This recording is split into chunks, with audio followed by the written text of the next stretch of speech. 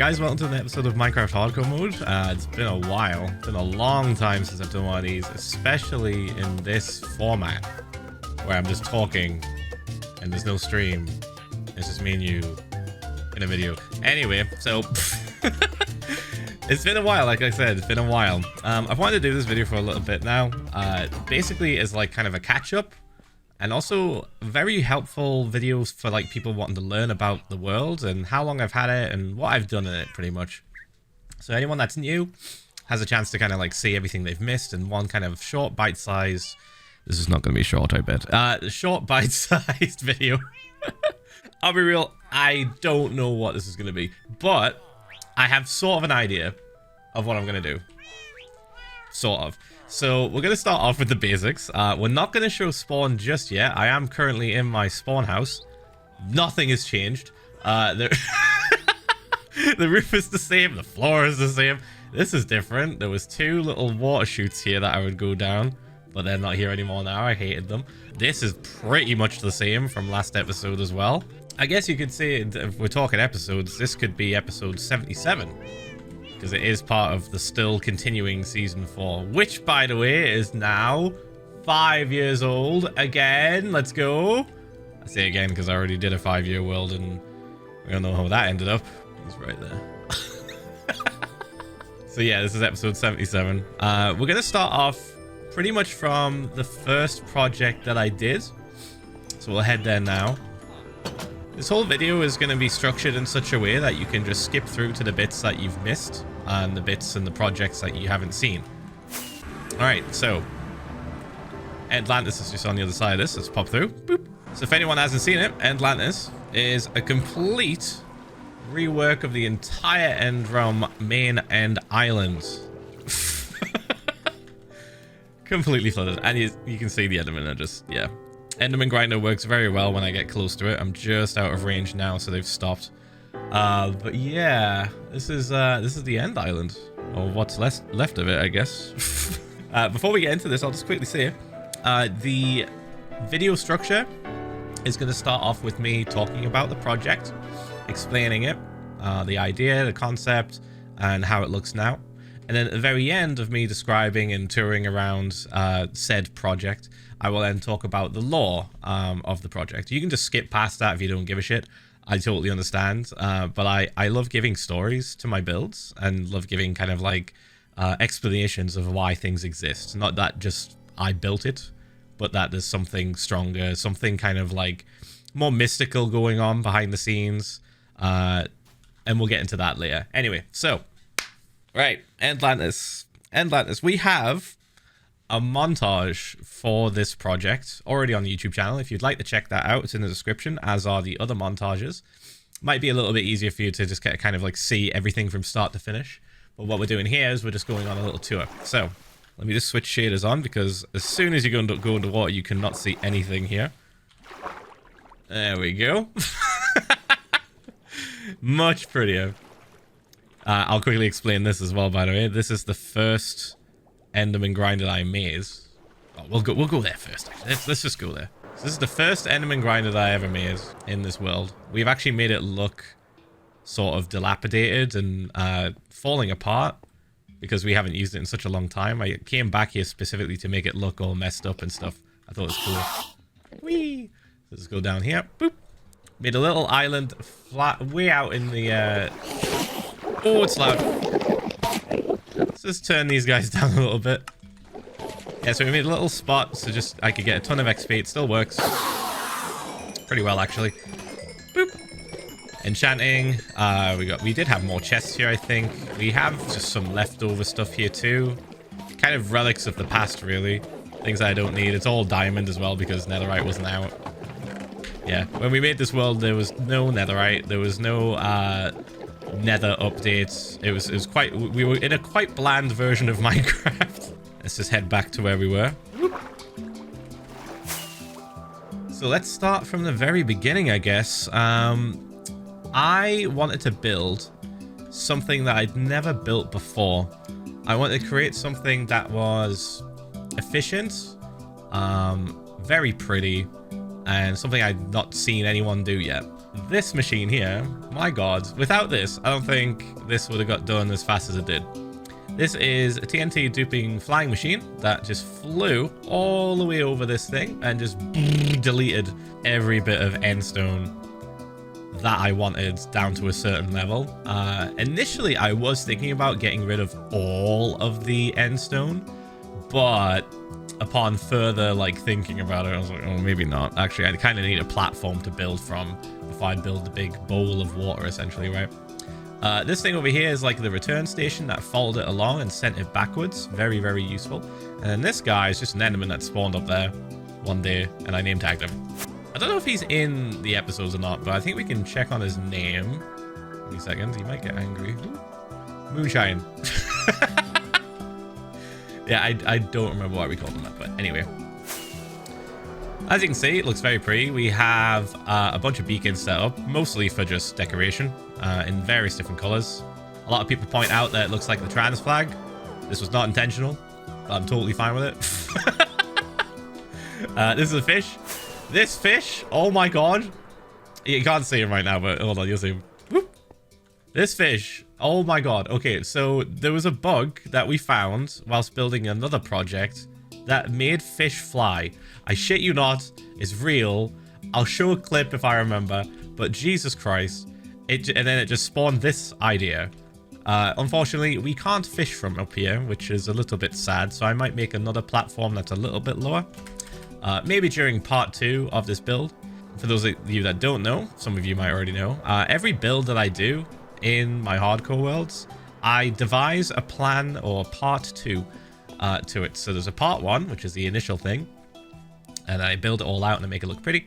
And then part 2 is something that I sort of think of as I'm going. And if I kept going and kept building, I don't think I would ever end the project. So I have to separate it into a part 2.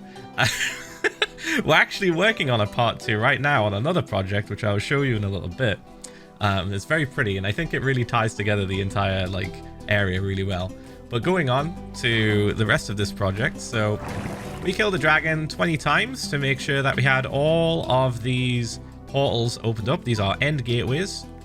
In my eyes, that's a way of completing the end, so to speak. Which I think is really cool. So that's a completion thing. We did all that, and then we started nuking everything and destroying everything and filling it up with water. The way I filled up this place with water was a little bit tedious, but also really smart, I think. I filled the entire sides with source block water from the very, very top. So that means I had a bucket in my hands, and I just went and just placed one on each single block heading all the way around. And then I got a ton of kelp, placed it at the very edges of the glass, going all the way up. And what that does, it turns all of the flowing water into source block water. And what does source block water like to do when it connects up to the things? Spreads. And yes, that is also in the montage. You'll see it quite a lot. It's very satisfying to look at. And that's how we filled this whole thing in. Obviously, we had a lot of areas that needed to be fixed. We did that as we went. But yeah, moving on. After we filled it with water, we then started to add stuff to it. This is my take on an ancient NC that sort of just kind of became unearthed from the destruction of the island. There's a few builds like that here that are supposed to be relics of the past that have just sort of came to light. They've been uncovered from the destruction and the chaos of me just destroying the island. But yeah, I modeled it pretty accurately to how end city structures look like, just with a few changes. We also have a staircase we can go inside. It's got a bunch of seagrass in here. Sea pickles are really, really useful for lighting stuff up underwater. It worked so well. We go all the way down here, and we also have some drowned. I brought these guys in from the overworld. They honestly did not put up much of a fight, which I thought was quite funny. Also, with building something underwater, there come a few challenges on what you can use and what you can kind of utilize. And one of the main things I noticed that would be really, really good would be to use coral. And my god, I am so happy with these trees. I would love to do more, I think. During a part 2 of this project, I probably will add more. We'll see about that, though. We'll see if we even get that far. But yeah, coral block trees were really fun to make. I love the like custom sort of like colors you can do, the combinations. I just love how like vibrant they are as well. It was really nice, and I would love to experiment more with this, and I will do in the future if we're still alive.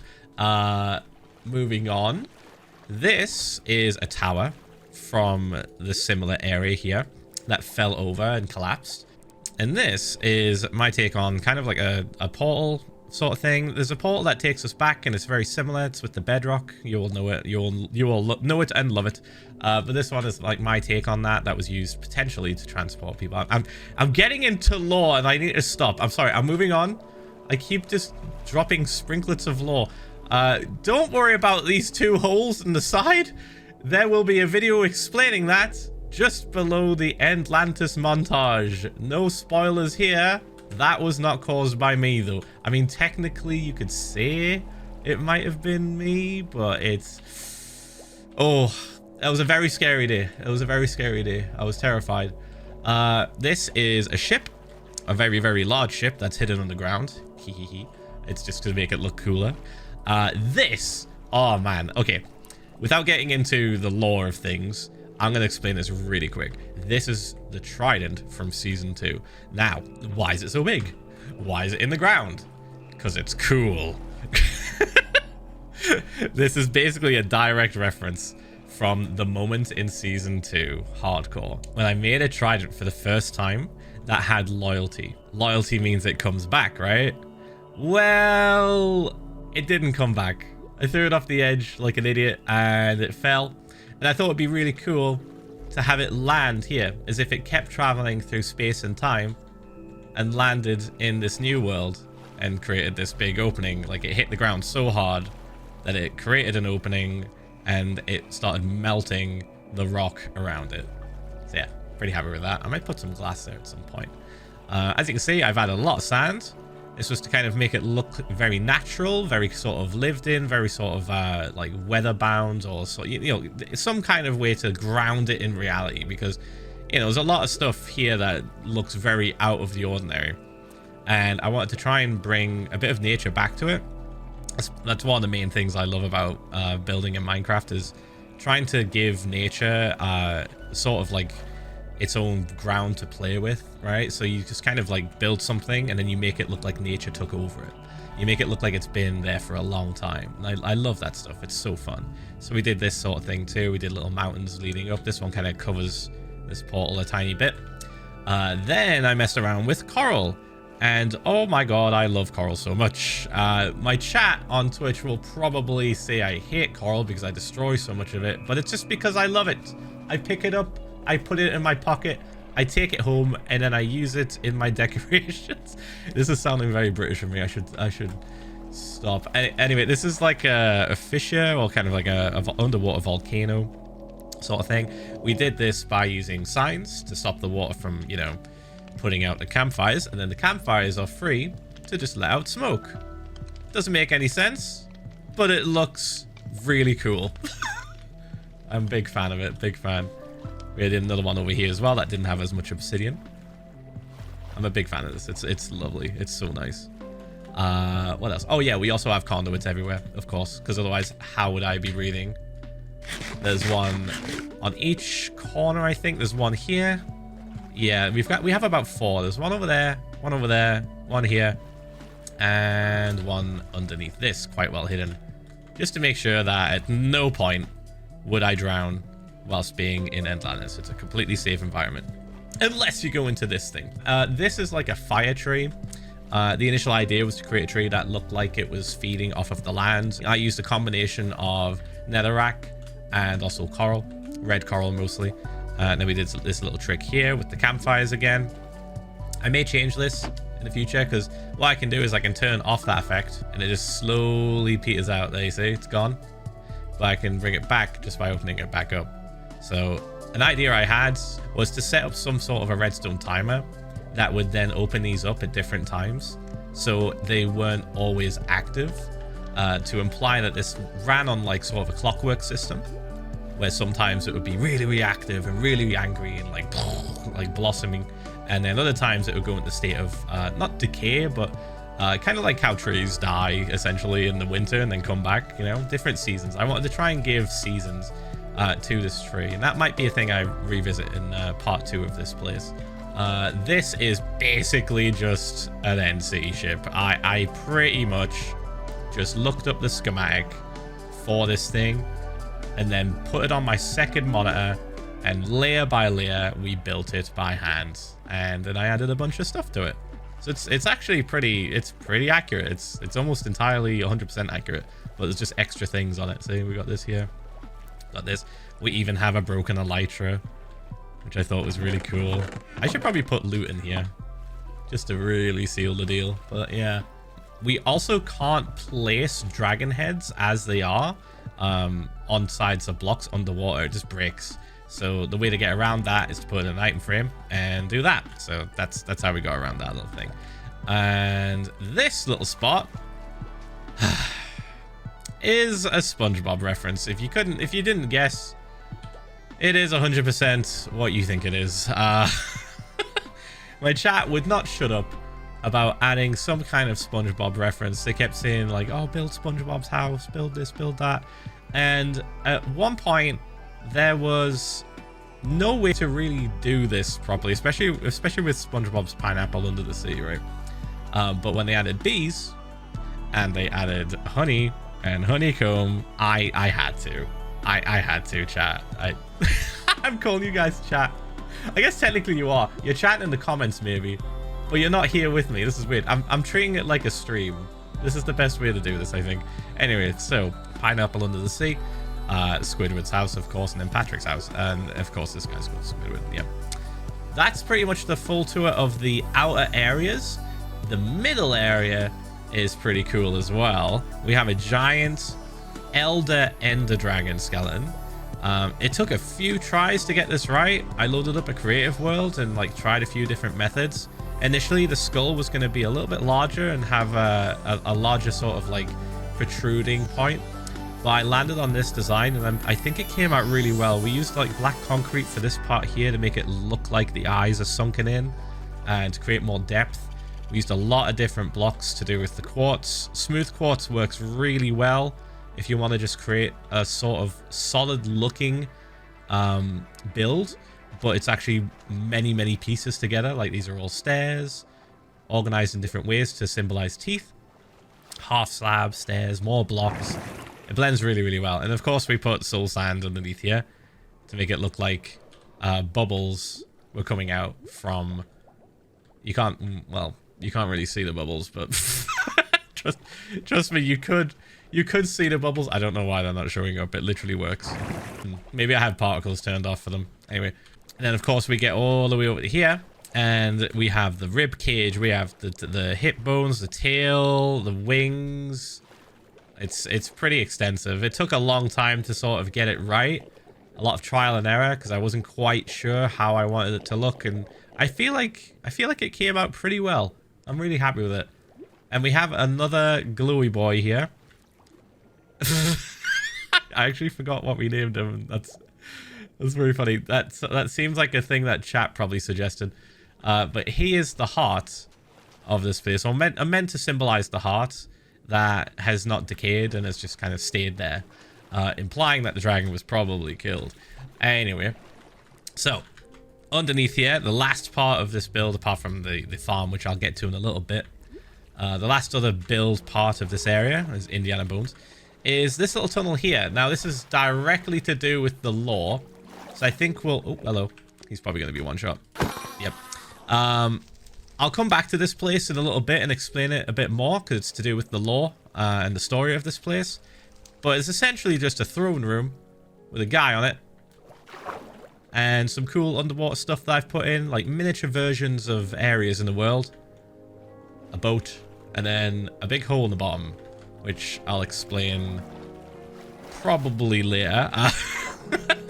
Let's get back up to the other part of the build, the Enderman grinder. Alright, now, the Enderman grinder is quite basic. It uses your standard ignore the dolphins. They need to be like this, otherwise they die. The Enderman grinder is quite basic. It runs on the same sort of method that a lot of Enderman grinders use, where they have an Endermite sort of just out of reach, and then Endermen spawn. They get really mad at it. They run to try and kill it, and then they fall because they think they can reach it, but they can't. Yep, there they go. Perfect. Nice little example there. Let's get away from the dolphins. This giant scar, I will explain a little bit later. You know what? I'm not going to explain it. This scar, and also these big holes that have been replaced with different colored glass, are a direct result of what this was. So go watch the video if you want to learn more about that. We're not talking about that. We're talking about the project. Here we go. So down here is the main part of the Enderman grinder. It is very efficient and very, very quick. Just do that. More spawn. They drop. We get a ton of XP. And it's how I fix all of my stuff. Let me turn these guys down just a little bit. It's how I fix all of my stuff, pretty much. We also have various different methods of kind of like killing them that net us a lot of profit of other kinds of blocks that we need, like slime. Over here is my main enchanting room station. Now, this has not changed much since I built it. The only thing I think has changed is I've made it a tiny bit bigger. We also spawn the wither boss here, because if you spawn the wither boss in a very specific way underneath bedrock, it can't escape. It just gets locked in. So we can just farm withers and get a ton of these. So that's pretty much ENDlantis in a nutshell. But now, for lore heads, I'll talk about the lore of this spot. Let me just get somewhere a little bit cooler. This seems good. Alright, so for every time I talk about lore, I'll probably do this. Oh, before I do, actually, that's that's the dragon egg. I didn't talk about the dragon egg. That's just a giant dragon egg. Yeah, implying that an elder dragon baby may be birthed. Anyway, so a little bit of lore about this place. I'll try and keep it short and brief. So in this world, there are deities, kind of inspired from different characters from different works of fiction, but quite a few of them are just kind of like based off of how I would see Greek gods to be in a Minecraft world. You know, they're not like super gods, they're kind of deities, they're kind of like demigods. They're very human, they're very selfish, they have emotions, and you know, they could just be pissed off like anyone else. They're not all knowing, you know, all the basic traits, you know, very kind of interesting characters. And one of the deities that lives in this world is called the Ender King.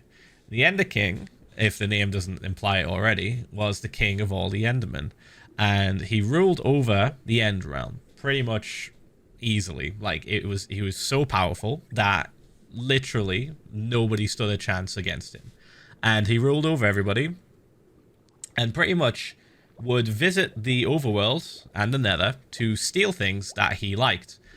He kind of went unnoticed amongst the other deities. They knew of some kind of dark energy growing from a realm that they weren't quite familiar with, but they weren't sure what it was until he showed himself. That was when he started stealing things from the overworld. When he started stealing things, this caused a void space to open up in those areas, some of which I will show you in future projects that we're going to go visit very shortly. But all you need to know really is that there was a big war between every other deity and him. He went against them. He was extremely powerful. It took all of them to beat him. And when he did lose, ENDlantis was created. He tried to teleport a bunch of stuff at once to try and help him, like, defeat the deities.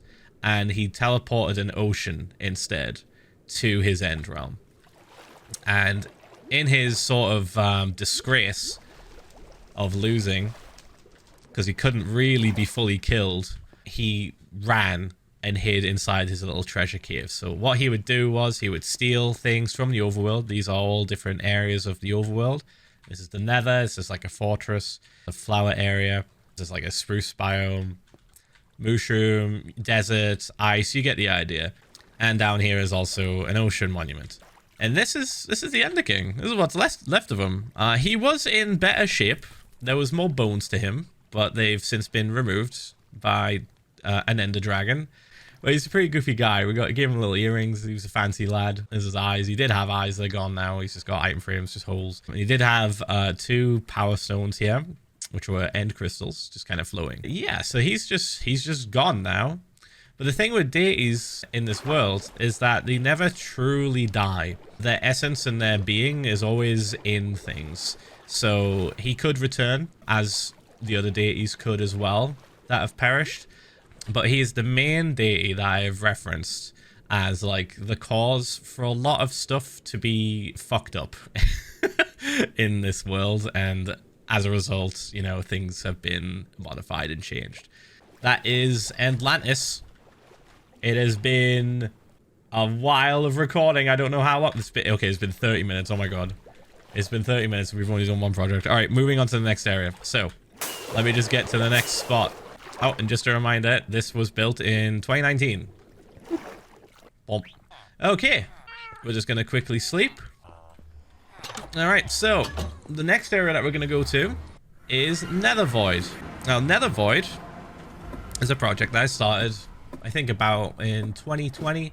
It is just a giant void cube in the nether that used to have a fortress in the middle of it. We have built quite a lot here. Part 2 of this build is still underway. I'll get into the lore of NetherVoids and the deities and stuff later in this little section of the tour. But first, let's look at this thing. So this is just a giant crystal. Inside is a wither skeleton spawner. It is not as efficient as the Enderman farm, but that is partially to do with how spawns work in the nether and the nether fortress, and also on wither roses. This was the main part of the build I wanted to do, but to get there we had to clear a ton of nether. I believe it was 256 by 256. I forget how high up it is, but it is pretty much down to bedrock level, all the way up to the ceiling, which is also bedrock level. You can see it right here. You see the bedrock starting to pop through. So that's the very, very tippity top, just as a reference point. And the very, very, very bottom is all black concrete and black glass. A lot of materials were used here. A lot. Let me quickly just show you. Times used. So we've used roughly 374,000 black concrete, and 148,000 black glass. Now, give it about 20,000, 30,000. This is pretty accurate because we have used black concrete in different parts of the world, and black glass because they work very well. To turn on the shaders, you can really of the glass. So yeah. We have a bunch of just weird things around here on the floor as well. There's like mobs that we named because they were just kind of here. They had stuff on them and we just kind of locked them up. But yes, a lot of blocks we used. And again, primarily what was used to destroy a lot of this area was another TNT duping flying machine. This guy kind of just showed up and sat down in our flying machine. I forget if he has a name. Hello? Oh, we named him Technoplane. Of course we did. Of course we did. So Technoplane lives here. And yeah, doing this was really, really tedious. There was a lot of lava to remove. There was basically an ocean of lava taking up, I would say, more than half of this area. And again, there is also a montage in the description of this of this video that will show you the building process of this if you missed it. But the episodes of Hardcore end right around when I was start of getting close to finishing this place. So I guess we'll just start with the inside, and then I'll show you part 2, and then I will explain some of the lore behind this place. So the main part that isn't the crystal, of course, of this build that I wanted to do was the quartz. These are kind of like blaze rods, giant blaze rods. We also have a blaze spawner that I protected from being exploded by the machine over there. This is a really, really good blaze farm, actually. They just kind of spawn, get pushed by the lava, and fall in here. Vines on there to stop them from getting entity crammed, and also to sort of prevent them from escaping. They get like a little bit stuck. The AI gets a little bit confused. Soul sand helps with that as well. This is like a foundry, but it also has hidden inside of it a bee farm, which works round the clock because bees can't tell if it's night or day. So this whole area is meant to be kind of like a cloud sort of vibe. It's like floating above the ground. It's floating inside of a void. Remember what I said earlier about the Ender King and the void? I'm going to stop talking about lore. We're going to move on. Anyway, so this is part 2. So I'll ignore this bit. This has got something to do with part 2. This over here is the big foundry sort of armory area. It has 2 farms inside of it. This one is a basalt farm. This is the bee farm. You can use this to get underneath it. And oh, it's worked too well. Oh, no. Oh, no. Give me a second. Okay, that's a bit better. I don't know. This thing's just been running the entire time we've been like in the Nether, so I'm a little bit worried about how much of a backlog we have here. But yeah, we can use this for honeycomb, and we can also use this for honey blocks. I can just change the configuration as I please. Depending on what I have also, you know, all this stuff at the back here. This kind of detects when it's ready to be harvested. Anyway, as we're moving on, this is the Quarters. I spent a lot of time figuring out how I wanted this to look, and I'm pretty happy with the results. I kind of wanted to give a sort of like rustic castle, but also a mystical vibe to it. You might be able to tell it's kind of got like a wizard's hat vibe to the very top of these bits. And also the blocks that we used, it's mostly quartz. Again, that's why it's called a Quarters, but also nether brick as well. That is because I wanted to keep everything very, very similar to the Nether and sort of like give a reason why it exists. I'll explain later with these entities here. Also, this is kind of like a netherarium underneath, which is kind of used as like a little museum of the different biomes that were added with 1.16. The only one missing is soul sand, of course, but that's not super important. We added that later. It's fine. Oh yeah, out here we've got a courtyard. I love the courtyard, man. It's so pretty. It's so simple as well. There's like not much grass here, but there's a reason for that. I didn't want there to be a huge influence of the overworld here, but I did want to sort of imply that the Quarters, the people that own the person that owns the Quarters is a fan of the overworld, and likes trees and stuff, and likes this type of tree. So yeah, they do enjoy plant life if it can survive, which a lot of the time it can't. Like this little dead tree here. Oh, we also had some cool like statues outside, but that's just another thing. This is the view from the top.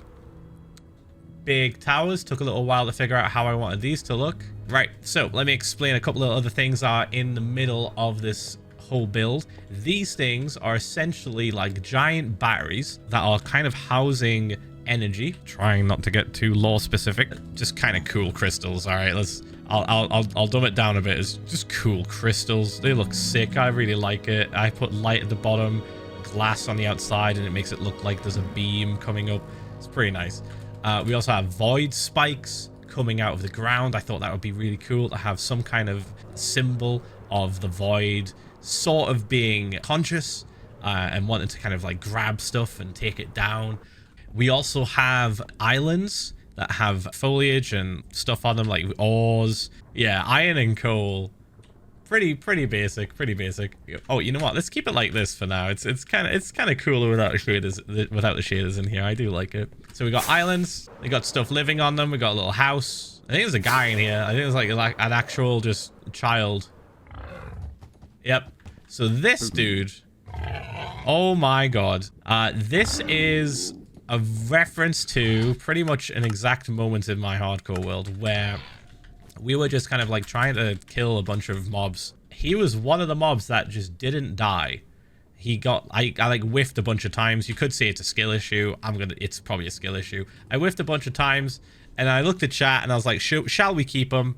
And we did, and we protected him. This was before we blew up the Nether. So I had to put him in a boat and then take him outside of the blast radius and hide him in an obsidian box so that he would not take any damage. And then when we were finally done with this area, I brought him out all the way up to this spot. And he just lives there. He just lives there. And this is the signs of an invasion, which I'll talk about later in the lore. And I wanted to show kind of like ships that were made by piglins coming through a portal, a giant portal, to attack the Quarters over there. So we have these guys just hanging out. Yeah, the captain now. Piggly Wiggly. And then also we have this thing, which is from the end. Probably from the Ender King. And it just controls the ship. I was really happy when I got this built because I was really dreading building a ship. I suck at building ships. I really do. I do not know what I'm doing. And to get this done and to see it finished and completed made me really happy. We also have a ship here that kind of crashed and got a bit messed up, implying that the piglins really don't know what they're doing. But yeah, this one kind of hit a snag. It's like partially in the glass and it's all broken and on fire.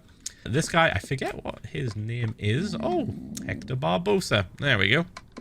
There was more, and I think they died. I think they killed. I think they just dropped off and died. You're probably wondering why there's a bunch of pressure plates. That is to make sure nothing spawns. We don't want anything spawning in here because if there is spawns, then it's probably going to be a ghast. It's probably going to be something that will destroy things. So yeah, everything in this area, everything inside of NetherVoid is completely safe for good reason. Oh, I didn't mention this. This is like a little portal that's got water coming through it. And it's like splashing down into the void. I believe that is everything that is inside of the cube. Let's quickly start talking about the stuff that's outside of the cube. This is part 2 of NetherVoid, which I'm currently working on as of right now. The date is 23rd of February, 2025. I've just dated myself. Oh, if I've took longer than 2 days to edit this, I'm going to cry. This is the first window. It is a direct reference to Bleach. I wonder where I could have possibly gotten that inspiration from. Anyway, so it is a direct reference to Bleach. Those of you that know. Those of you that don't know, here's a quick explanation. There was some bad guys, sort of, that broke through from a different realm, and they used these things called Garganta. And it's like a window that glitches open and stretches, and it makes a really cool noise. And this is pretty much almost, I think, perfect, a perfect recreation of one of the windows that opened up from a very specific episode. For Bleach nerds, you might remember it as the one where Ichigo got his shit handed to him by Yulikura and Yami. Mainly Yami, because Yulikura just watched for fun. So yeah, we built all these different portals here. This one was direct inspiration from that episode. The rest are just sort of whatever. I just kind of made it up as I went along. But what's inside of them is completely spawn-proofed and meant to be my take on sort of an exaggerated version of the biomes that exist or came into existence from 1.16. Sorry, I probably made a bunch of cuts there in the edit because I've just hiccuped about 5 times in a row. Anyway, so we made like a little lava fall here out of magma and shroom light. We put glass on it. We try to keep it spawn proof, of course, by using different methods that you can't really see. The light level has to be really high for stuff not to spawn in the nether. And there's only really one way around that. If you don't have the light level from the actual block that you're placing down, you place down buttons, you place down walls, you place down carpets, all of that stuff. I believe something might be able to spawn on this.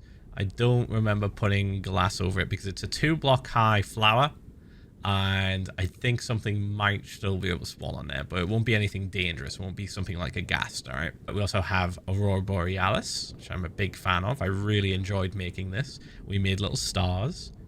I'm a big fan of space, if you couldn't tell. We made little stars out of amethyst blocks and amethyst crystals. And yeah, I really, really like it. We also made like custom trees using copper. I like to try and incorporate a bunch of different blocks into builds, mostly of the same palette if I can. And copper was a block that we could use in this project since it's quite recent, from the trial chambers and all that stuff. And especially like these copper grates, I should say. The copper grates are like so fucking cool. Like one of the coolest things that's been added, I think, in terms of blocks. Anyway, moving on. We also have, oh, this guy just hangs out. I think we name tagged him. We also have end rods around the edges. You can see them here of the walls. And that gives the glowing effect that you could see earlier when I had shaders on. Here we go. Really illuminates the windows when you get up close. Now remember, we're still working on this project, so there's going to be a couple of things that are probably going to be built on streams very shortly, probably within the next couple of weeks or month.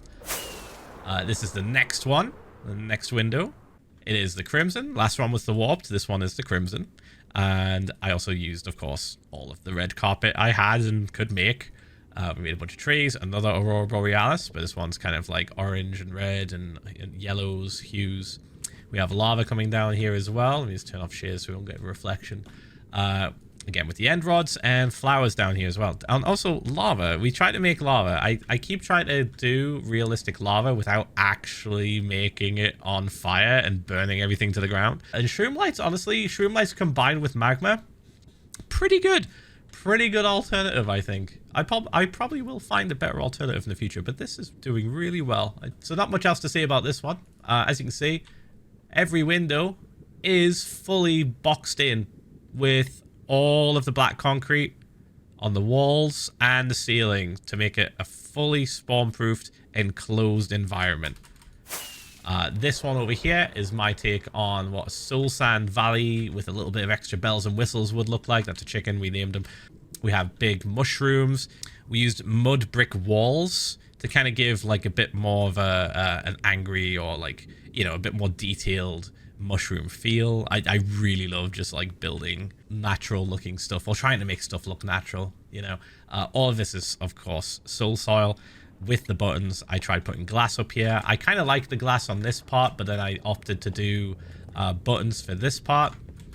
As we get further down, you can see this is my take on like a soul tree from a Soul Sand Valley.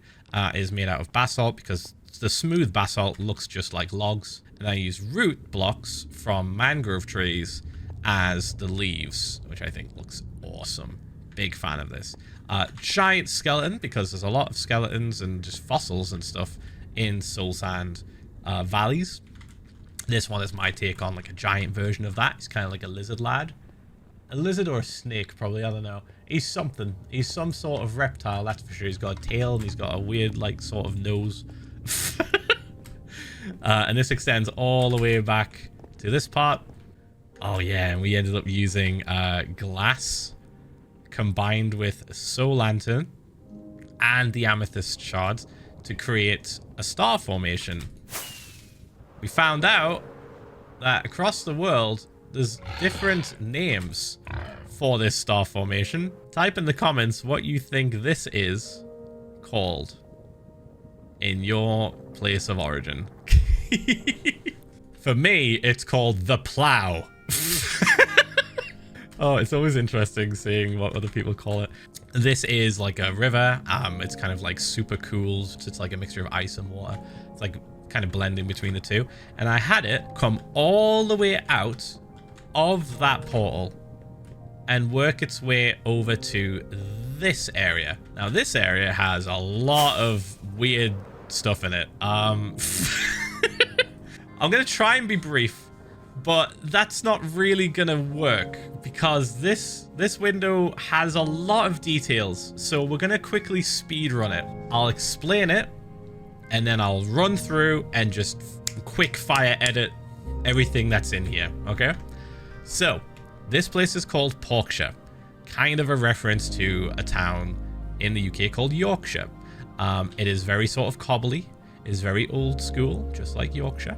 Apart from the giant skyscrapers in the background, Yorkshire does not have these. York does not have this stuff. We also have a plane. There's 3 planes in total. I think maybe 4 actually, that have cats in them. That is a reference to Monster Hunter, the Palicos, which I'm gonna be playing a lot of Monster Hunter when this video comes out. Oh my god, I'm gonna be so...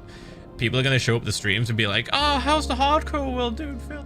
Oh, I watched the world tour. What's going on?" And I'm just gonna be knee deep battling monsters with my insect glaive like a dumbass, and just be like, I don't know. I've got to fight. It's a good game. It's a good game. I gotta fight. I gotta grind for this material. Anyway, so as I was saying, this place is kind of like hinting at or referencing York or Yorkshire, and in my eyes, it's meant to represent what bastions looked like before they fell into disrepair. I'm sure you've seen plenty of bastions in your playtime in Minecraft or watching videos and stuff. Bastions look so fucked up. Like, they are actually just falling apart. And I wanted to kind of show what a bastion would be, or at least what they could be, before they fell into disrepair. And this is meant to be like a little civilization, essentially, that is just kind of thriving before someone came and disrupted it all. All right, so we got the pathways, we got the walkways, we've got a cheese, we got the geese shop. It's a cheese shop, really, but gas. You can milk gas here for some reason. It only works here. Premium gilk cream, multiple different flavors. Pig scoff, too expensive for you cone. Tory shaved melon. The secret item. The secret item is poisoned. This geese shop. There's a bunch of geese. We got frozen go-get. We get around to this bit. And this is kind of like an old shop or warehouse area that fell into disrepair. Sort of signs of something to come. This is a mine that goes around. We will go down there in a second. These are buildings. This is a park. These are buildings that this is meant to represent essentially what the HOA would do, the homeowners association, where everything just has to be the same and boring and follow strict rules. But this one doesn't follow the rules. He's got flowers that have colors outside of them. Oh no, he's gonna get fined or something. I don't know. Big cool buildings. Big business happen here. Big business. Lots of money. A power station or a factory of some kind. These are actually a power station. These are meant to represent the San Diego Boob power station. But then we move on to the secrets of this area, the secret sort of source that goes on. So it will also tie into the lore. We're not going to get too heavily into it because that will be going down the lore path, but just going to show you, here's some underground caves. Oh my goodness, where do they lead? We walk around here, we go down here. We got a cheese room with cursed cheese at the back. The secret item. The secret item was the cursed cheese, the cheese that should not be consumed. This is a reference to Cheese Cave in America. Look them up. I'm not going to get into it. We have fun on our streams. But then you come around this area and you find a secret spot. Where does this lead? Right down. This is actually a reference to a base I built with Techno a long time ago. Yeah, we built this. And I built this specifically to make it look like that build, but not. It's sort of like a hidden meeting room for some sort of secret alliance reference. See the reference. Welcome home, Thief. We also have an exit over here somewhere, I believe. Like right here. Here we go. Boop. One firework. Perfect. There's the 3 planes. Anyway, moving on. The next window. We're passing by this spot. We already talked about this. It's a giant portal. This window specifically is what I think should be added to the game for Wither Skeletons. I kind of hate that Wither Skeletons don't really have a home other than the nether fortresses. They only spawn in nether fortresses, and it kind of makes me sad. And I think they deserve a home. So I built essentially what I would think that looks like. What's fun about this is there's also an area here that is technically where a fortress used to be. So every now and again, we get random Wither Skeleton spawns up here. There's currently already 2 up there that we've name tagged. They put me down to half health when I was doing that, so that wasn't fun. And of course we've used mud and blackstone as the main 2 parts of this build. The regular blackstone combined with the gilded blackstone. We have little lanterns floating around with their faces on them. We made a face inside of one of the islands, sort of hinting that they could be mystical in some way. Like their heads literally spawn a boss, right? Like, I think that's kind of sick. They need more history. They need more like story.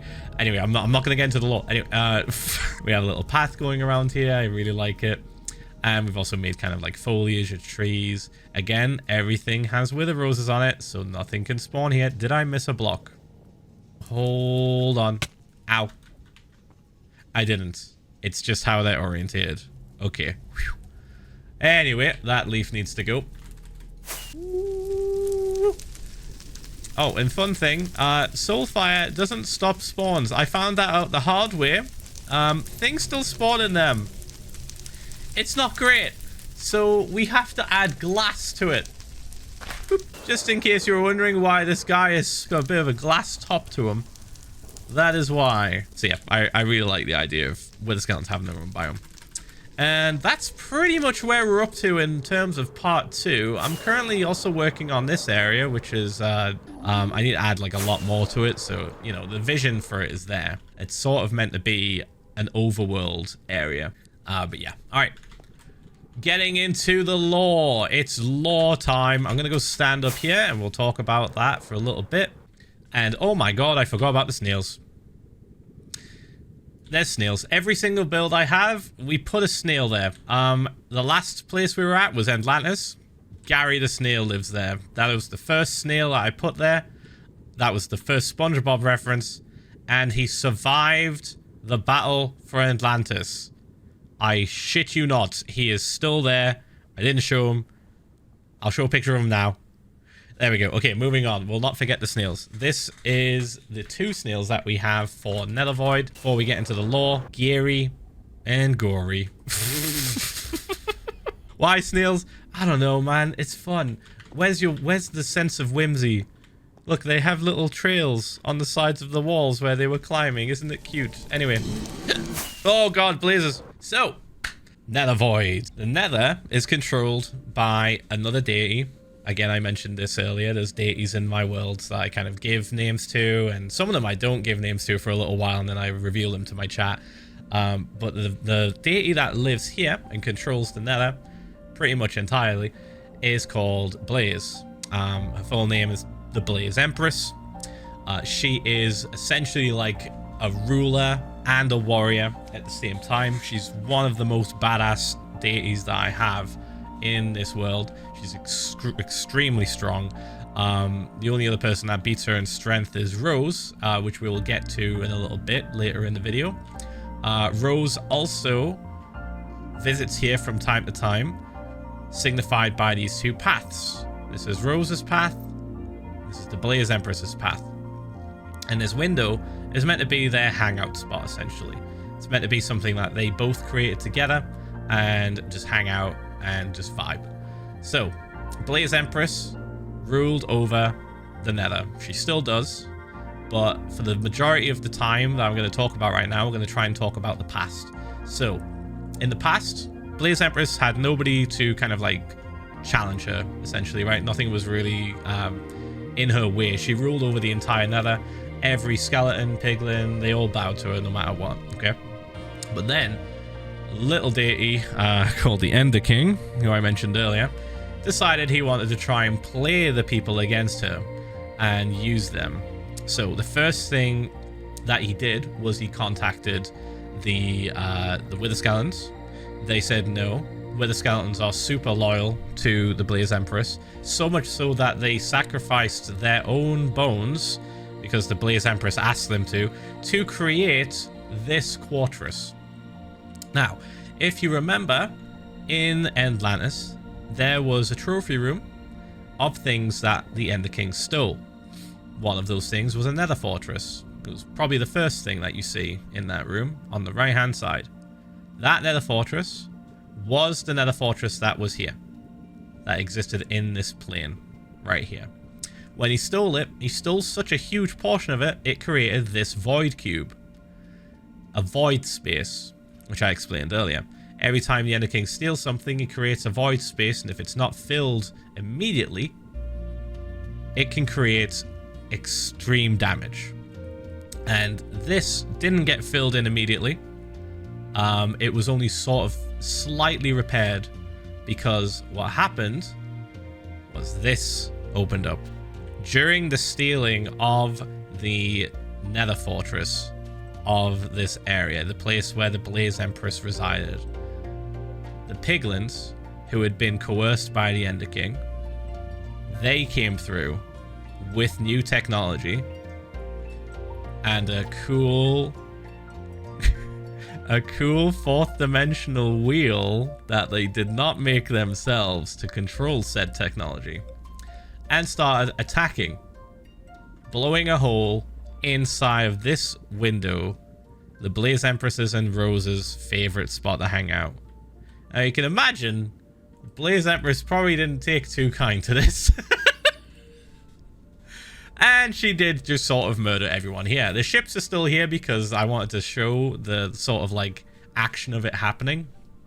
But safe to say, she did not even break a sweat. But because she was busy fighting and because she had to like tackle that mid stealing of the fortress, mid NetherVoid opening up, the NetherVoid was created. And we didn't get like a full repaired area. It's sort of like half repaired, right? We're sat inside of a void space right now with a castle floating in the middle of it, right? She couldn't fix it to what it formerly was. Anyway. With that out of the way, this is the Blaze Empress. Now, I know what you're going to say. It's pretty silly, Phil. Why did you build another entity out of blocks? It looks so goofy. I tried, all right? I tried. It's difficult. It's difficult. It took us a few tries, but we got it, okay? We got it. It works. She's got cool hair, all right? She's got cool ass hair. She's got cool eyes. She's got cool earrings and everything. She looks sick, all right? Okay, this is going to be really weird to explain. This guy's called he, and this guy's called she. During the building of this place, we were tearing down a lot of netherrack, and there was a lot of lava around, and we started to just do that thing that humans do where they just see faces and stuff, or want to see faces and stuff. So this one was created as just a little smiley face. He's actually outside. They're both outside right now. This one was created as a little smiley face that my wife Kristen wanted me to build, and I thought that was really funny, so we just built it. And then this one was actually an optical illusion of a bunch of blocks at a very specific angle that made it look like a weird face. And literally during stream, chat were like, "There's a face over there," and they took a screenshot and sent it to me.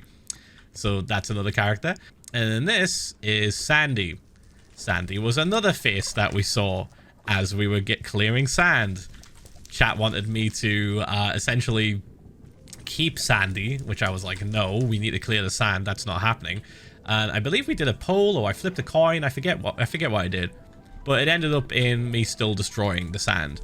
And to make up for that, I kept a piece of the sand and I put it down here. We put it over here and we called it Soul Sandy. This actually might have been sand that was brought by an Enderman, and then we called it Soul Sandy. I can't quite remember. There's a lot of history to this place, and some of it I am forgetting. So apologies if I do just get something completely wrong. With these characters, I also gave them a lot of story and stuff. So like Sandy was like a strategist. She was like the advisor of the Blaze Empress. He and she were like the left and right hand of the Blaze Empress. They were warriors. That also kind of ended up loving each other, but they didn't get to show their true emotions. Down here is like a famous spot that I've referenced, and fan artists have made fan art of this as well, where he and she shared like a bit of time on this little like swing essentially, and they just talked to each other, and then the Blaze Empress came down and talked to them as well and sat in the middle. The Blaze Empress can change her size willingly, by the way.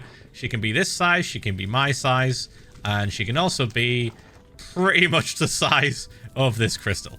The reason why I put blaze rods outside of here was because the Blaze Empress would use this window as her main exiting point when going out to battle. So she would stand here as a small Blaze Empress and then jump down here, get larger and larger, and then pick up these two rods and wield them in battle. Oh man, I think I've gotten through most of the lore, if not all of the lore of the Blaze Empress. There's a few extra things. I almost forgot about this. This is actually a gift that the Blaze Empress sent to Rose in the overworld, but we're not going to be able to see that just yet because it's not the next area we're going to. This is NetherVoid complete. We're going to move on. The tour part is complete and the lore part is complete. Whilst we're here, before we go on to the next build, I'm just going to quickly show you something that is directly above NetherVoid. It is the gold farm. This thing just gets me a shit ton of gold. It's kind of ridiculous. Did you know there's a chance that they survive the fall for some reason, and it's like such a small chance that it's happened twice in like 4 years. Let that sink in. Anyway, our world is currently coming up on 6 years.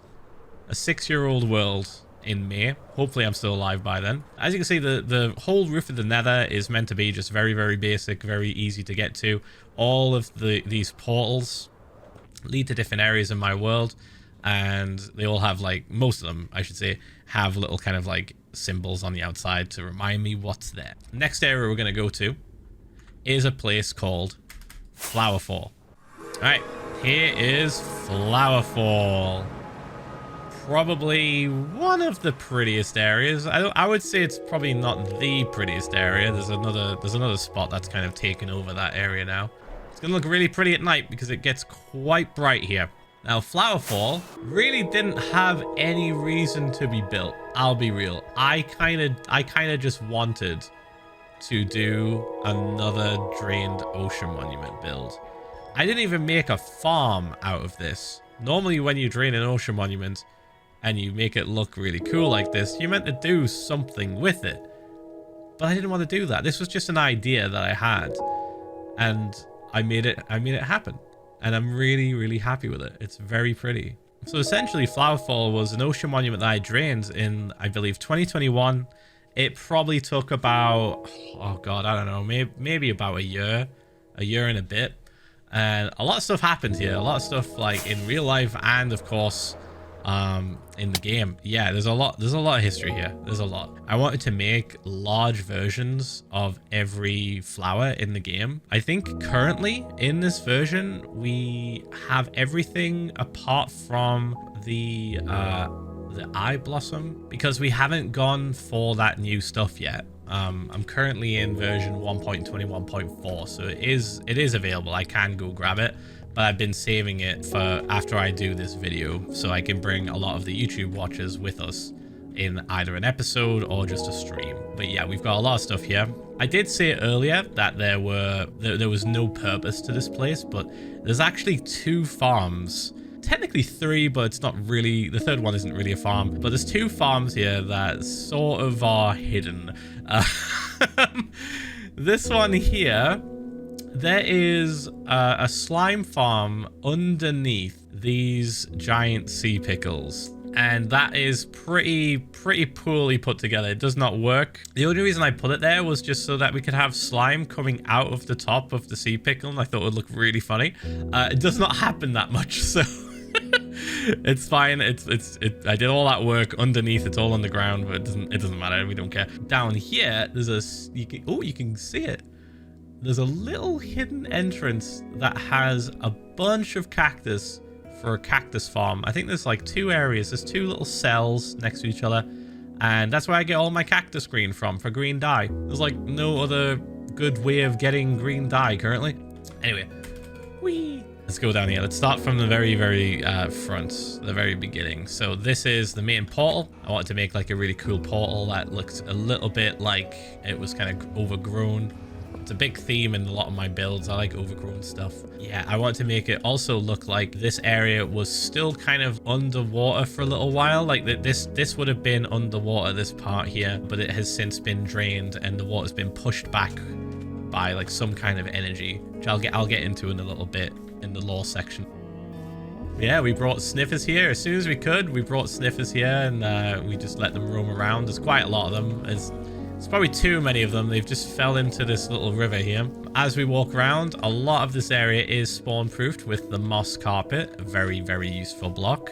Loads of flowers, crying obsidian around the entire area, just to make it look like it's a portal opening up. So that the main part of this build though was to make it, oh, there's the that's the cactus machine. Of course we have the giant sort of lily pads and stuff, and zombie under there, I guess. Lots of water, lots of flowers. Also, we have this water that's meant to be sort of just floating. I figured out that candles are a really good way to keep water from escaping its like spot without it just looking like, you know, glass. Like panes of glass would be a little bit too much. Whereas candles, not only do they give off light, but they also stop the water from escaping. And with that, I can put stuff on top of the glass, like the sea pickles and the coral. And we essentially created like a rainbow effect going all the way around. And remember that fish I told you about that flew in ENDlantis? Yeah, it was here it happened. As you can see, the main thing that I wanted to do with this build was to create an ocean monument like that didn't look like any other ocean monument you'd seen before. Now, there is a lore reason for this. Initially, though, it was just I wanted to make something look pretty, and I wanted to use coral as a main block form. This coral here, it's all still alive and still bright and colorful because I left the water inside of this entire thing. So there's still guardians inside of this.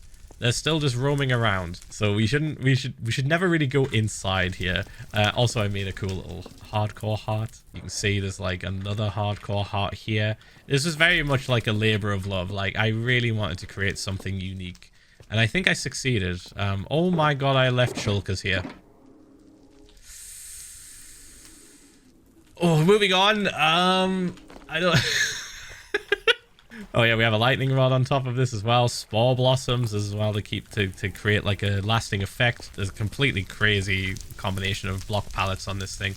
And you better believe we're going to be bringing the firefly bush here. Holy shit. Of course. Oh my god. That deserves to be here. Everything underneath is pretty much the same, but I also created kind of like a sort of sinking effect to the ocean monument. Now, if you remember from the ENDlantis tour, I did show you an ocean monument that had been stolen by the Ender King. This is the location of where that was stolen. This is where that ocean monument used to be. And you can see it being stolen in real time right here. It's kind of like sinking away and being sort of disintegrated into the end realm down here. I even made fake obsidian towers, the black stone, a little bit of obsidian on there. Also made a fake little portal, so it's sort of symbolizing the end island before everything changed. Oop, we also have an enderman down here that I think I might have name tagged, but I've just sort of left him just hanging out. Again, black concrete and black glass allows us to do so much.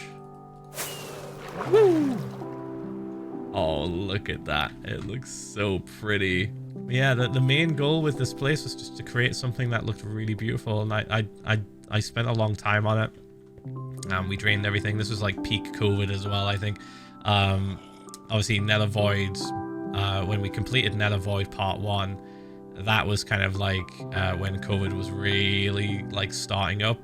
And then during like peak COVID, when everyone was just stuck inside, this is what I was working on. It was pretty nuts. It was pretty crazy. That is the snail of this area. His name is Gert. And this is Pig 2.0. I can give a quick history about Pig. So Pig is a pig sheep that we found, I believe, all the way over here. I think it was... Yes, it was right here. We found a pink sheep over here.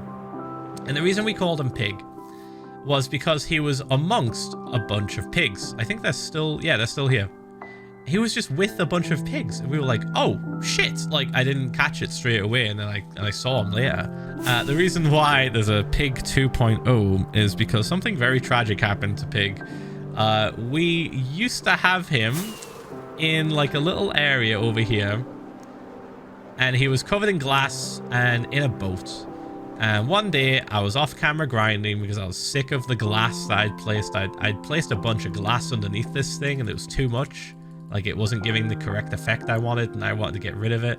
So I was doing that on stream, and then like whilst I was on stream, I said I'm gonna do some of this off camera. It's so annoying, it's so slow. So I did it off stream. I did a big chunk of it off stream, and during that a thunderstorm broke out above me, and I didn't think anything of it. I was like, I'm not live, I'm not gonna go up there and try and farm creeper heads, or you know, use the charge creeper thing and get mob heads.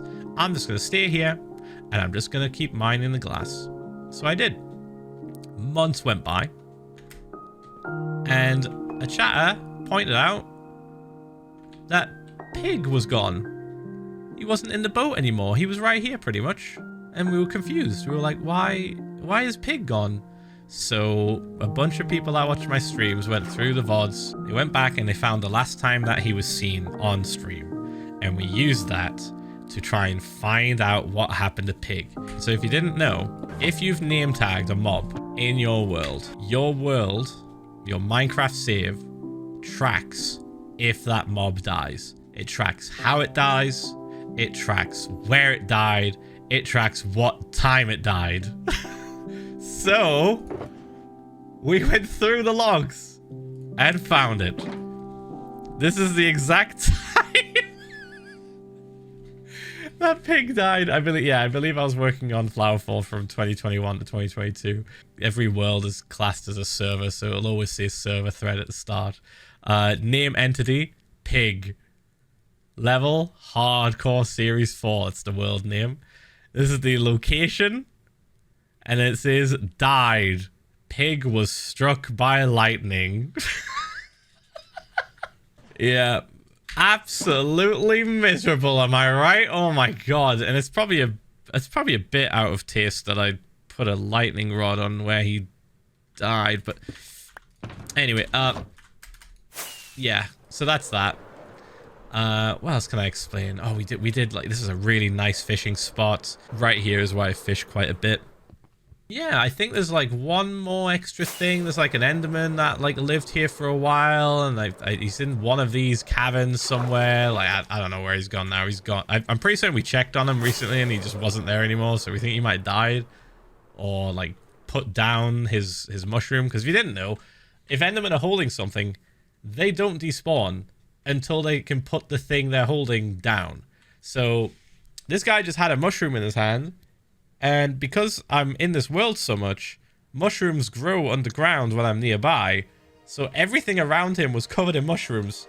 And he couldn't place it anymore. So he just was perpetually alive for years, I think. Before he just disappeared. Anyway. Alright, we're going to get into the lore part of this build now. You can skip ahead if you don't care. So, FlowerFall belongs to an entity called the Ocean Overlord. Now, this guy, I would describe him as kind of like a Thor-like character. He's a little bit goofy, bit of a himbo type vibe. He just lasers around and doesn't really do much. And he's deemed the overlord of the ocean, which I think is really funny. During the whole Ender King rebellion, his home was stolen whilst he was sleeping in it. It was just not, it was literally just suddenly gone, and it was just disintegrating below him.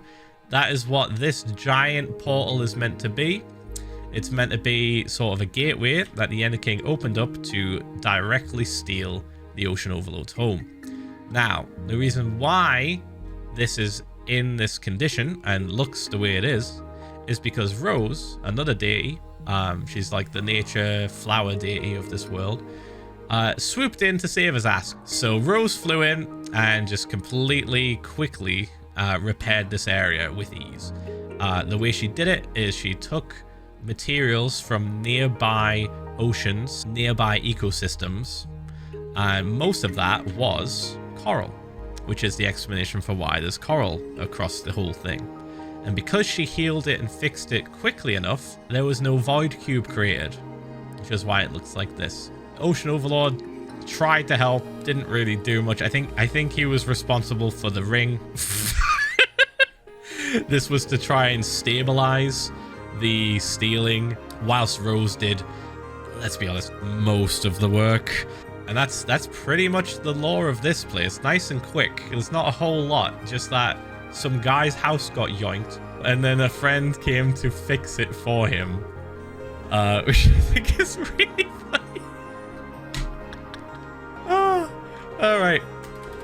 I can't wait to hear about all the things I've forgotten to talk about in the comments from the Twitch heads, the people that watch me on stream all the time. But we'll see. Anyway, we're gonna go move on to the next spot. So FlowerFall done. Moving on. All right. So, if you hadn't guessed already, the next spot and the final spot of this world tour is the Spawn Islands. or rather, the Greater Spawn Islands. Now, I've been here for over 5 years now. Probably it's coming up to 6 years in May of 2025. It's currently the 23rd of February. I think I might have read the 22nd first one. I talked about the date earlier. I can't remember.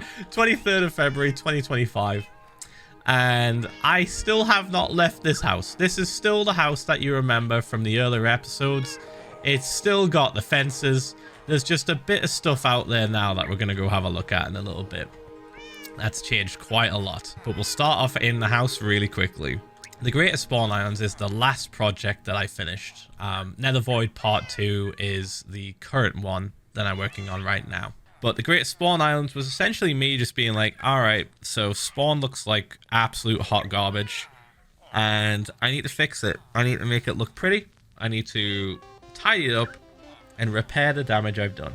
Of course, we'll get into the lore later on, but we'll just go through the basic building and everything in it. Yes, that is a heavy core used as decoration. I have a few. I have a few of them. These are still the chests that I used to have. A few extra items. I'm sure you're all aware of Bol Kun and Bol Chan. This is our 1 millionth netherrack mined. We have Elon Mush, which I'm so tempted to destroy, given his recent actions. This was like a joke. B-Day bowl is a bowl on my B-Day that I fished. This is the last lava that we collected with buckets. Bowl underscore. There's ground beef. There's a bunch of references and like cool things like first natural charge creeper. I'm gonna turn these cats down. Oh my god, they're so loud. That's the first ancient debris that we ever found, which we stole. Pig step. These are the first pig steps we got. Water sheep was just a reference to PewDiePie, and I said that if you stopped playing Minecraft, I was gonna kill the sheep that we had, and I did. That was him. Blessed gravel. That was gravel that we found just like in the middle of lava somehow. First copper ore back from 21st of June, Jesus Christ, 2021. This is our first, I think, woodland mansion. Yeah, that's our first woodland mansion that we ever found. There's me down there. First glowy boy, first spyglass. You get it. There's a lot of firsts. I could go through them all just to be sure. Pig's cousin Albert.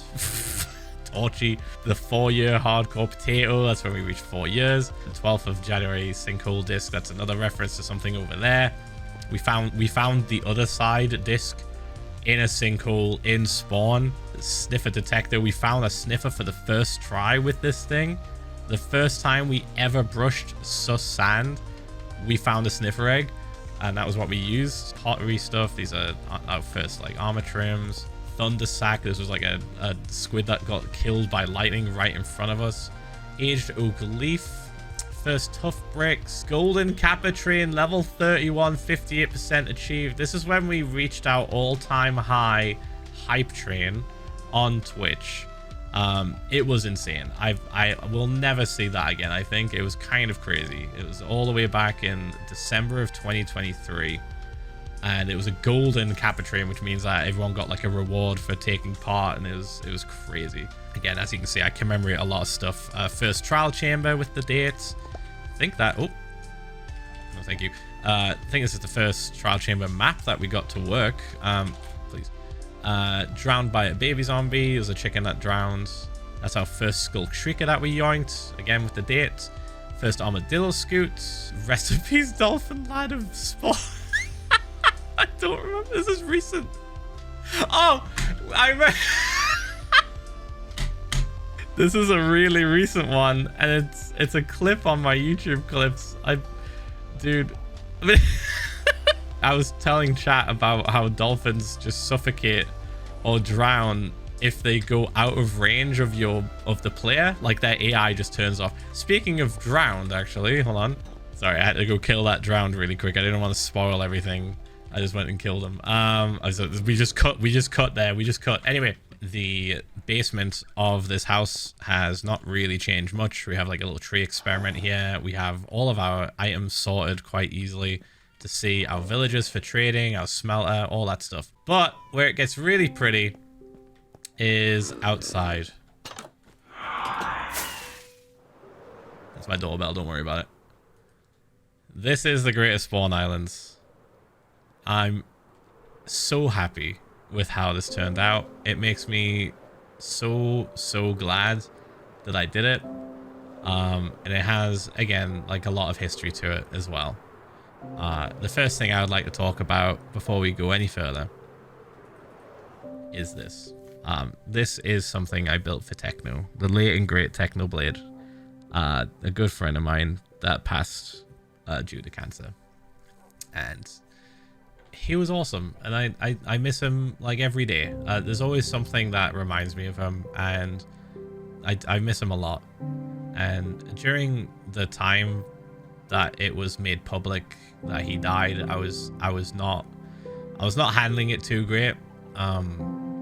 It was pretty rough, and I didn't want to stream. And fortunately, everyone that follows me and watches me understood that, and they gave me time. And for a little while, I felt as though I needed to do something.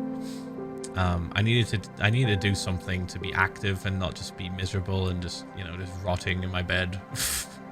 So I booted up stream one day, turned my microphone off, turned my camera off, turned alerts off.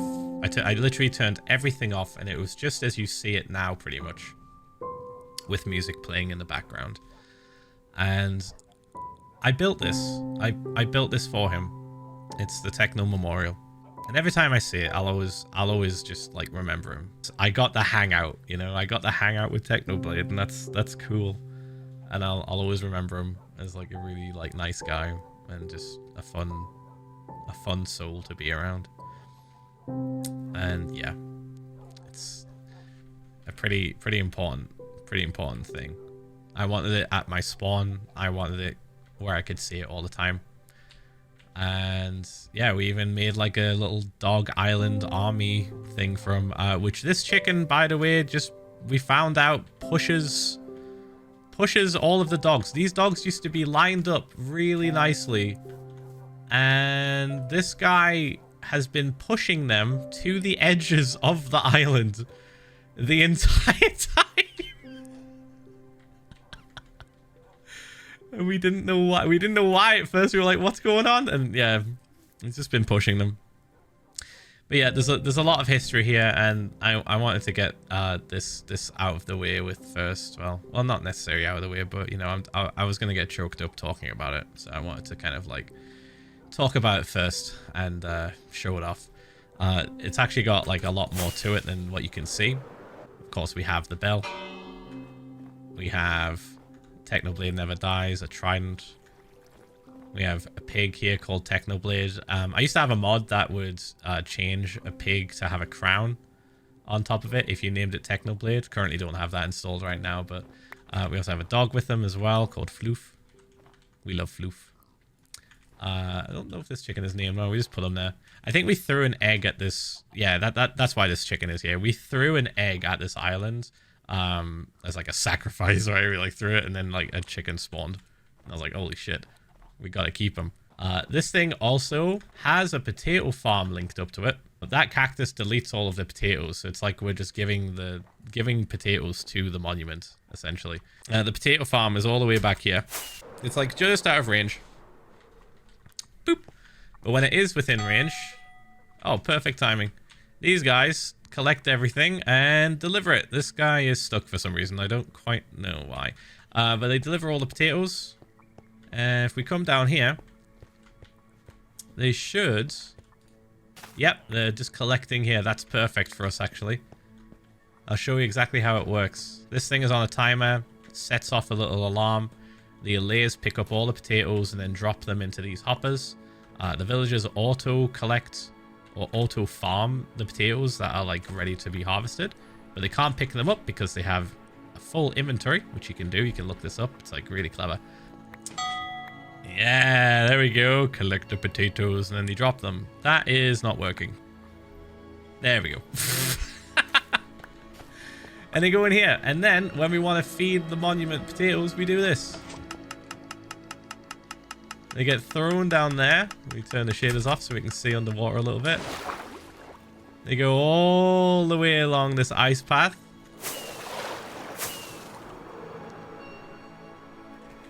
And then we get potatoes flying up.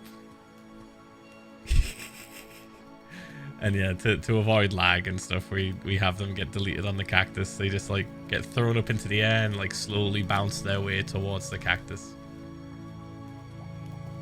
Yeah, it felt great to do this for him, like some kind of like memory I just have in my world. Anyway, okay, let's move on. So, like I said, there's a lot of history to this place. There's a lot going on. This is the cow farm. This has not changed much. We have our horses. This horse was from like the very first couple of episodes, I think, of season 4.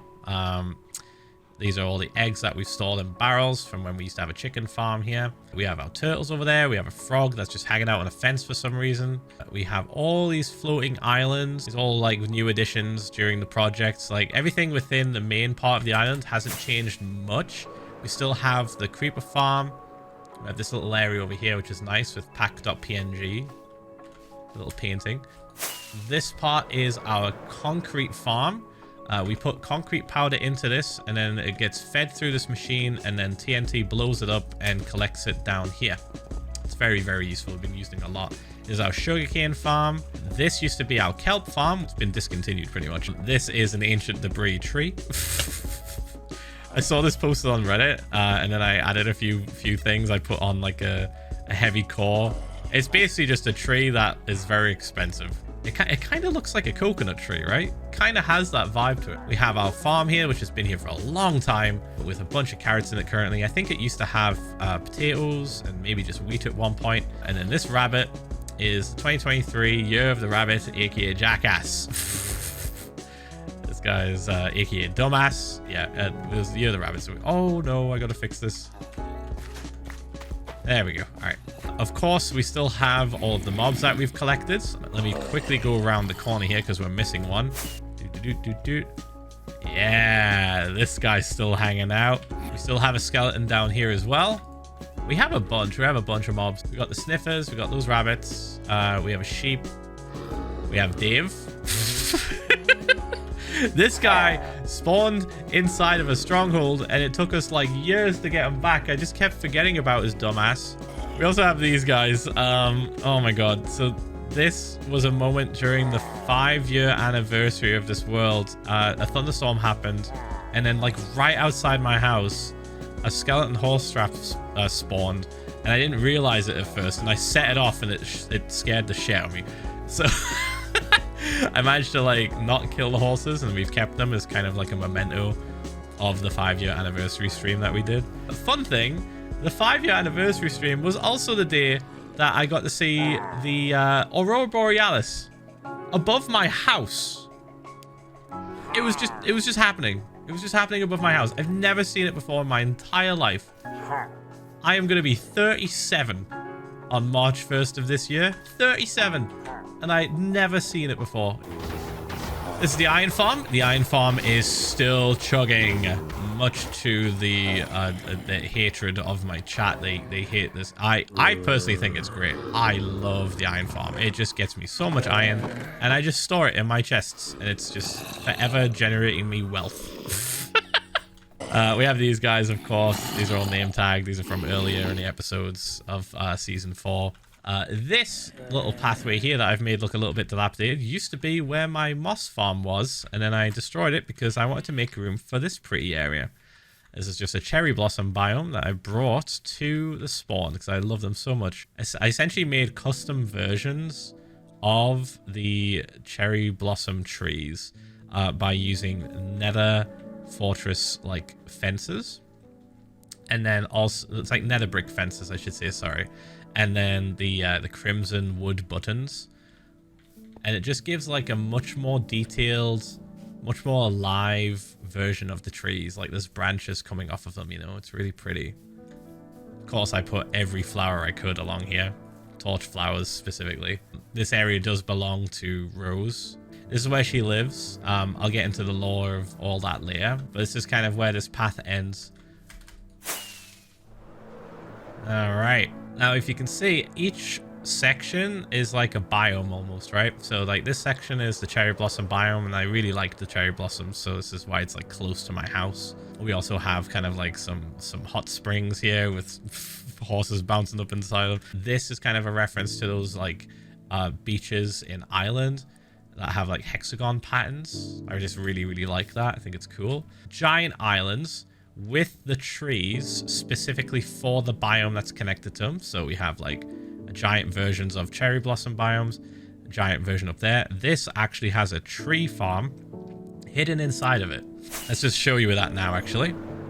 Now, if you're wondering why there's obsidian all over the place, it's because it just keeps destroying pieces of the island. It's a little bit powerful.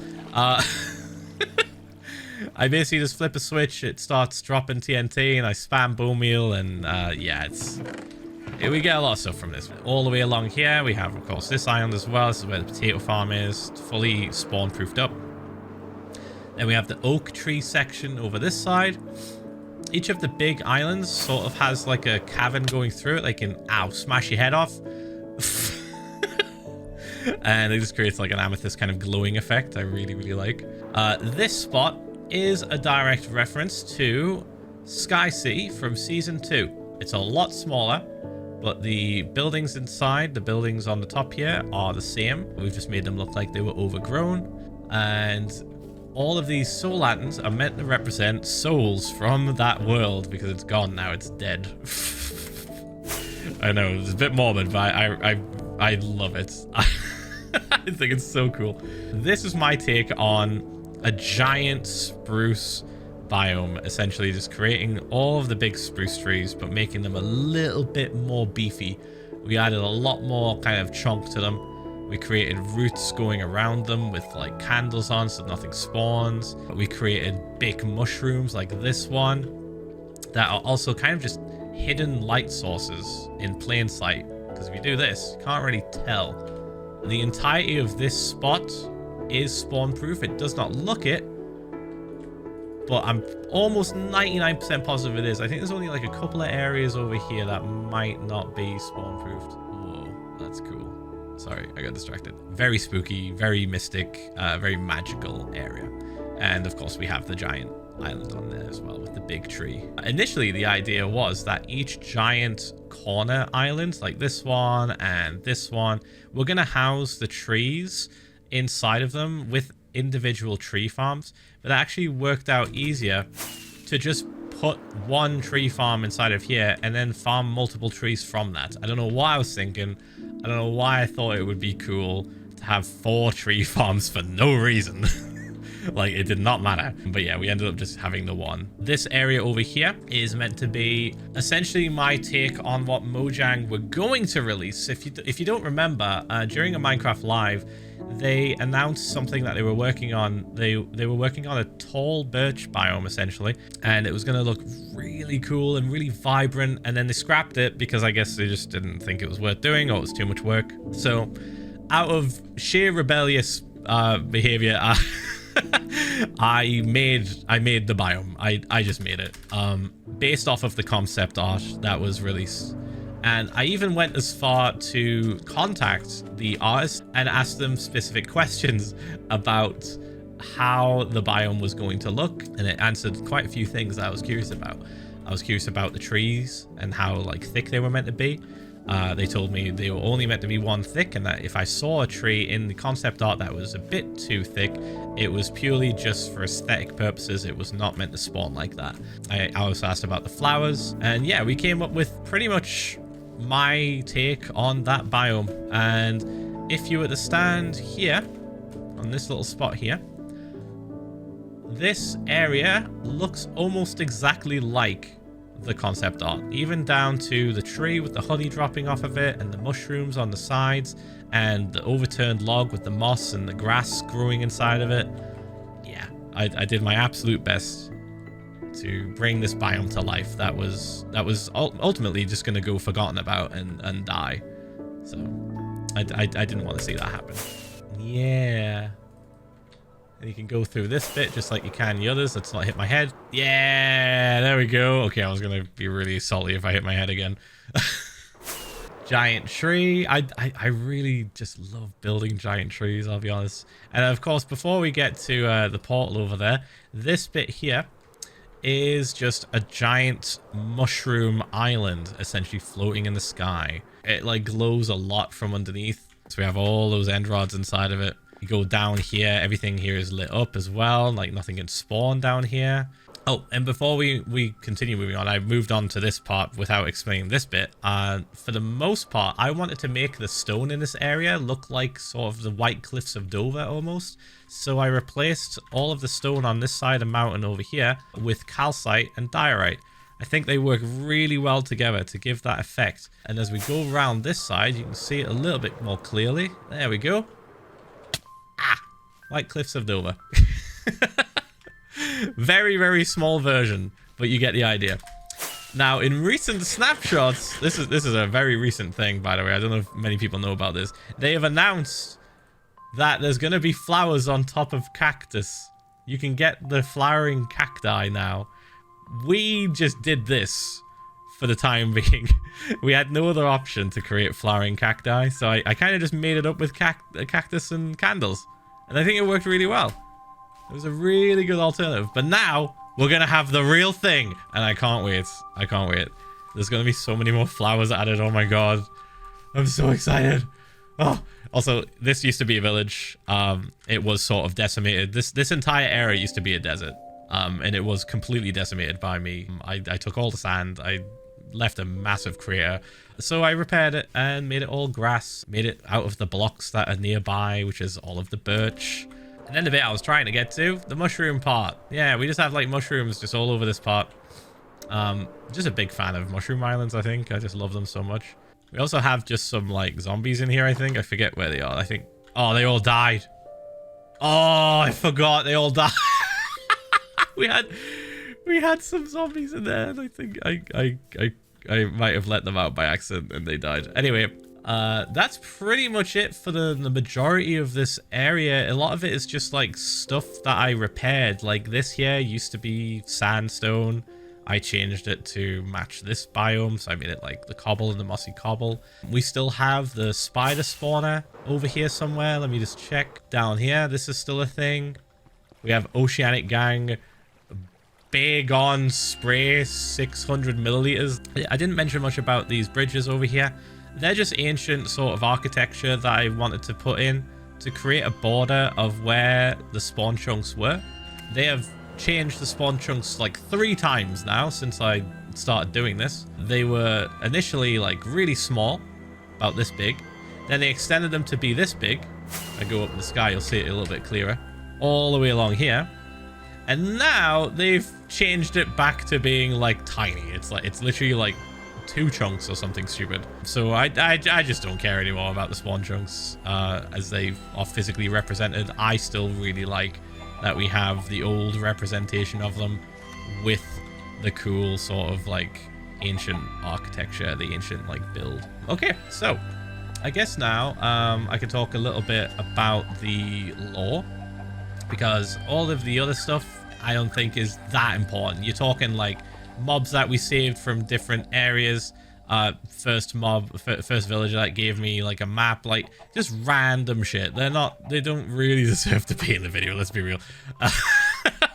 But yes, I think we should get into the lore now. So let me just get up somewhere a little bit higher. We have a little spot up here that I can stand on. Boop. Okay, so the lore of this place honestly isn't going to be that long. Rose, the flower deity that I mentioned earlier, the one that's BFFs with Blaze, the Blaze Empress, basically lives here, and she is like the strongest deity that exists apart from the Ender King.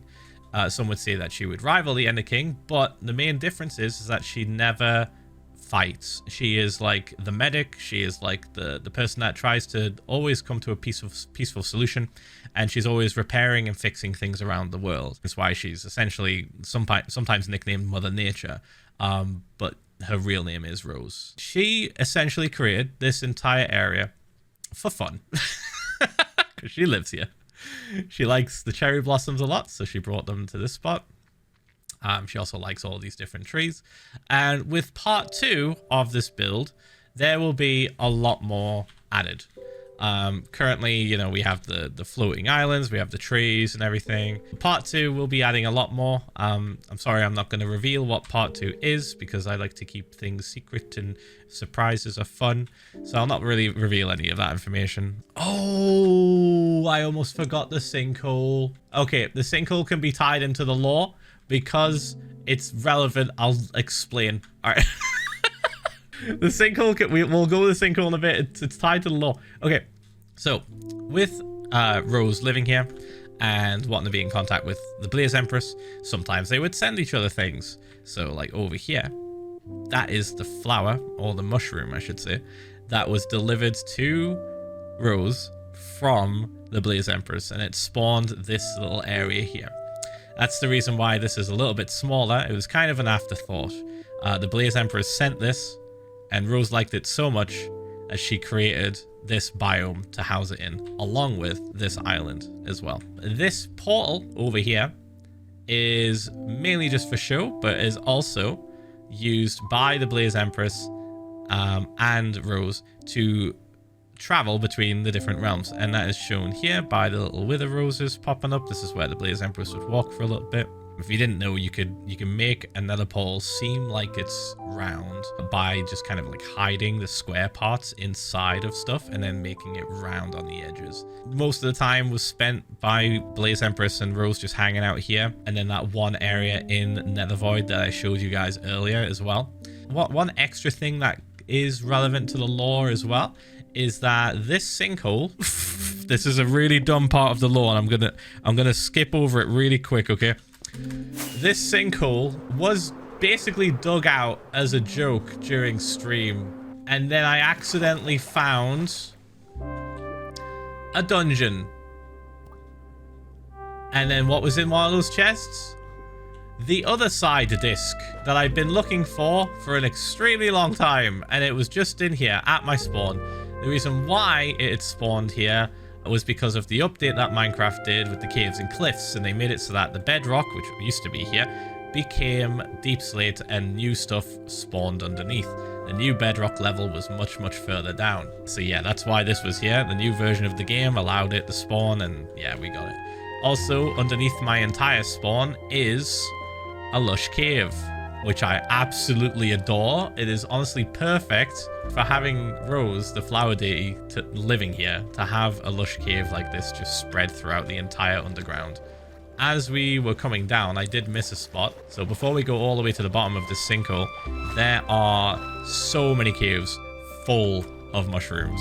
It is just ridiculous. My entire spawn is absolutely covered in mushrooms. So much so that we did find a cave that had about 20 zombies, all holding various different items, surrounded by mushrooms, being pushed by water and lava. It's ridiculous. There's so much like history in this world, and there's so much stuff that's just been unnoticed and uncovered for a very long time and just left to its own devices. Anyway, this is a car. Yeah. A running joke in my streams now, and I think for a while, has been build a car.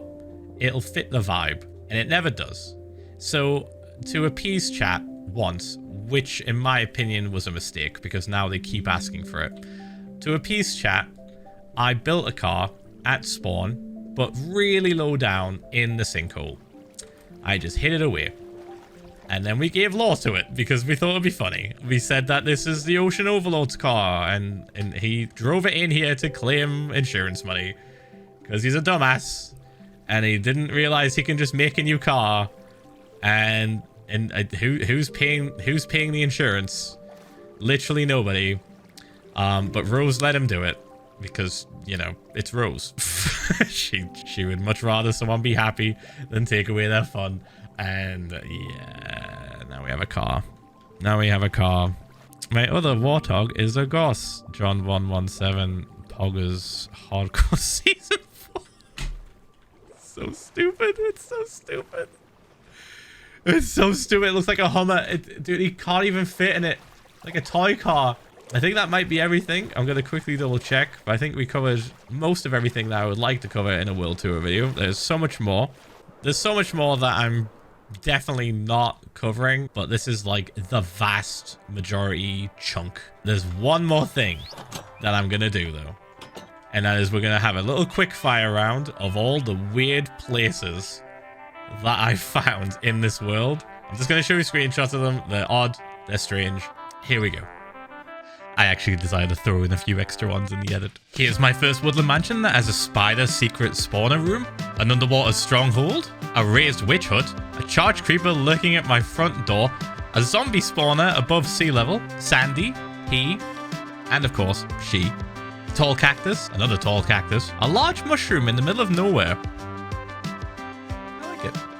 A valley that looked a lot like the old title screen, a single piece of coral with no reef, another tall cactus, seagrass on a chest, sick looking shattered savanna, weird terrain that turned out to be a stronghold, two blacksmiths side by side, a jungle temple in the ocean. What is going on?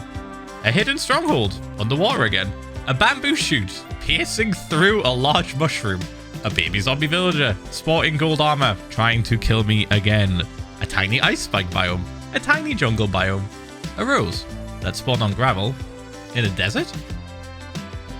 Huh. My spawn when it looked like shit. A zombie ice village on a big hill. A very aesthetic shot of an Enderman. Sideways land boat. Another land boat. An ocean monument slicing up the world generation. Another tiny ice spike biome. My nether roof corrupting due to a bug in an update. This was terrifying. A floating ruined portal. My first skulk I discovered. Where we found Pig 2. Our very first cherry blossoms. And Adventure Time Challenge completion. The location of where we found a sniffer egg on the very first sus sand we ever brushed. It's very nice here. A village in a cave. High-rise apartment villager outpost.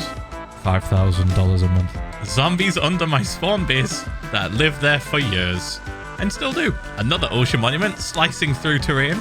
A spruce forest mountain, a minecart chest that spawned in a block, another jungle temple that spawned in a weird place, our very first camel, look at him, a golden sword with 0 durability, open plan housing, and this is us hitting 10,000 days in the world. Yay. God, it feels so weird doing a YouTube video like this. Oh my goodness. All right, so I guess we'll just end it here. I'm going to end it the classic season 2 hardcore episode way. If you like the video, make sure to leave a like and subscribe, all that YouTube bollocks. And I'll maybe catch you in another episode. Maybe. Oh my God. I don't know. Join the streams. Join the streams. You know you want to. All right. I'll see you later, guys.